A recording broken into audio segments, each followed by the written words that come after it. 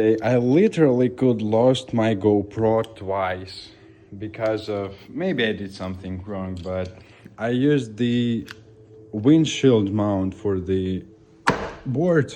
I cleaned it, wiped it, everything, pushed this bottom, locked it with all my might. After 10 minutes, I dropped it. Where's the video?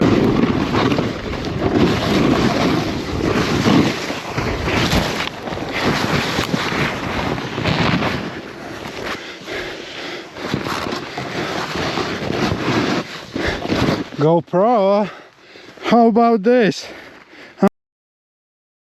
The second time happened when I put the camera on that ball joint.